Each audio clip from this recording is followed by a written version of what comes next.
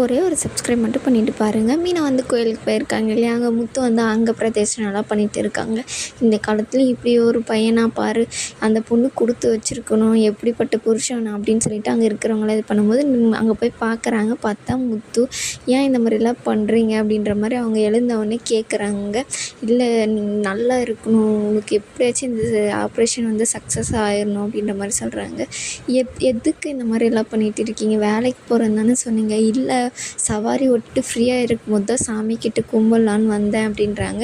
நீங்கள் டெய்லி இதை பண்ணுறீங்கன்னு சொல்லிட்டு இங்கே இருக்கிறவங்க எல்லாருமே சொல்கிறாங்க. ஏன் தான் இப்படி பண்ணுறீங்க, உங்கள் கூட வாழ்ந்தது இதுவே எனக்கு ரொம்பவே சந்தோஷம், நான் போனாலும் போயிடலாம், நீங்கள் இந்த மாதிரிலாம் பண்ணாதீங்க அப்படின்றாங்க. இந்த மாதிரிலாம் பேசாத மீனா, நீ கண்டிப்பாக உனக்கு நல்லாயிரும், நம்ம யாருக்கும் எந்த கெடுதலும் பண்ணல, இந்த சாமி உனக்கு துணையாக இருக்கும், நாளைக்கு ஆப்ரேஷன் உனக்கு நல்லபடியாக நடக்கும் அப்படின்ற மாதிரியெல்லாம் சொல்கிறாங்க.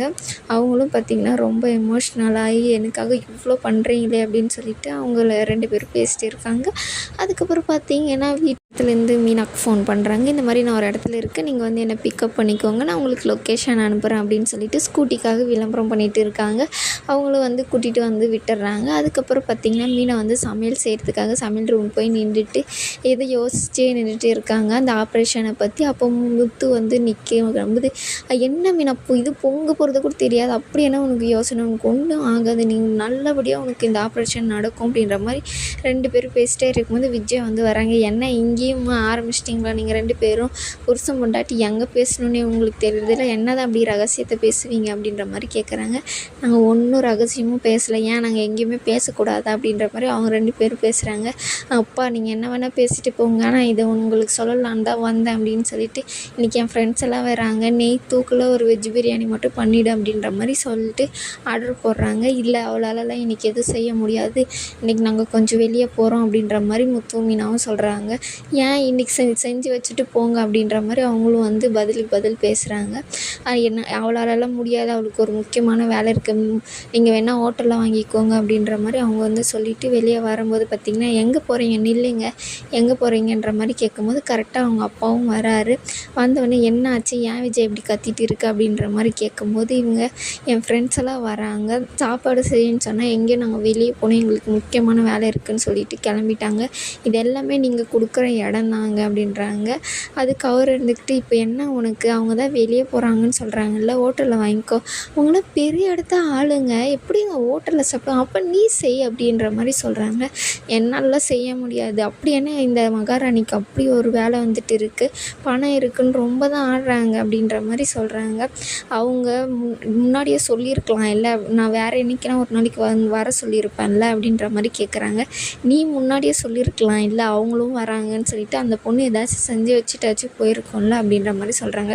எப்போ பார்த்தாலும் அவங்களுக்கே சப்போர்ட் பண்ணுங்கள், என்னமோ பண்ணி தொலைங்க அப்படின்ற மாதிரி பார்த்திங்கன்னா அங்கேருந்து விஜய் போயிடுறாங்க. என்னப்பாச்சு, ஏன் அவங்க 2 பேர் மூஞ்சி இப்படி இருக்குது, எங்கே போகிறீங்கன்ற மாதிரி அவர் கேட்கும்போது கூட சொல்ல மாட்டேன்றாங்க. ஆனால் மீனா வந்து அவர்கிட்ட சொல்லிவிட்டு ஆசீர்வாதம் வாங்கலாம் அப்படின்னு சொல்லிட்டு சொல்லுவாங்க. ஆனால் முத்து வந்து வேண்டாம், யாருக்குமே தெரிய வேண்டாம் அப்படின்ற மாதிரி அங்கேருந்து கூப்பிட்டுட்டு போயிடுறாரு.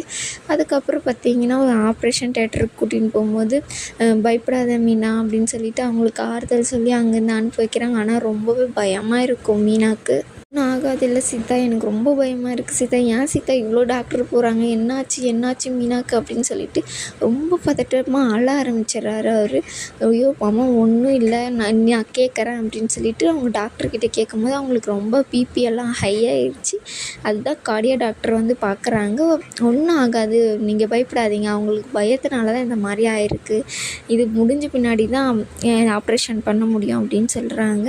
ஒன்றும் இல்லை பயப்படாதீங்கன்னு சொல்லிட்டு டாக்டரும் போயிடுறாங்க. ஒன்றும் ஆகாது மாமா அப்படின்னு சொல்லிட்டு வெளியே நின்றுட்டு சீதா வந்து ஒவ்வொரு டைமும் ஆறுதல் சொல்லிட்டு இருக்காங்க. இப்போன்னு பார்த்தீங்கன்னா ரோஹிணி வந்துடுறாங்க. எங்கேருந்து வந்தாங்கன்னு தெரியல. அப்புறம் அவங்களும் செக்கப்புக்காக வந்திருக்காங்க. உங்களுக்கு இன்றைக்கி தான் செக்கப்பா, அப்பாயின்மெண்ட் வாங்கிட்டீங்களா அப்படின்னு சொல்லி கேட்குறாங்க. வாங்கிட்டோம் அப்படின்னு சொல்லிட்டு முத்து பார்த்தவொடனே ரிசப்ஷன் வந்தவொடனே ஆப்ரேஷன் தேட்டர் இருக்கும், ஆனால் அங்கே அப்படி தான் இருந்திருக்கு. அவங்களும் வந்து ஷாக்காகி நிற்கிறாங்க. இவங்க எதுக்கு இங்கே நிற்கிறாங்க, போய் பேசாமல் கேட்டுருவோம் வா அப்படின்னு சொல்லிட்டு போகும்போது பார்த்திங்கன்னா ஒரு ஒரு நர்ஸ் வராங்க. அவங்க யார் அப்படின்னு சொல்லிட்டு கேட்கும்போது, சீதா உங்களுக்கு தெரியுமா? தெரியும், ஆனால் இப்போ பேசுறது இல்லை. அவங்க எதுக்காக ஆப்ரேஷன் தியேட்டருக்கு முன்னாடி நின்றுட்டு இருக்காங்க அப்படின்னு சொல்லிட்டு கேட்குறாங்க. அவங்க ஒய்ஃபுக்கு வந்து ஆப்ரேஷன், அவங்களுக்கு ஒரு கத்தி குத்து நடந்துச்சாம். அதனால இப்போது கர்ப்பப்பையில் ஒரு பிரச்சனை ஏற்பட்டிருக்கு. அதனால் ஆப்ரேஷன் பண்ணுறாங்க அப்படின்றாங்க. அப்போ குழந்த அப்படின்னு சொல்லி குழந்த பிறக்கிறது ஒரு 50-50 தான் பர்சன்டேஜ் தான் இருக்குது அப்படின்னு சொல்லியிருக்காங்க அப்படின்னு ரோஹிணி கிட்ட அந்த நர்ஸ் வந்து சொல்லிடுறாங்க. ஓஹோ, கதை இப்படியோ அப்படின்னு சொல்லிட்டு அவங்களும் வந்து பார்த்திங்கன்னா ஃபஸ்ட்டு ஃபோனு விஜயாவுக்கு தான் அடிக்கிறாங்க.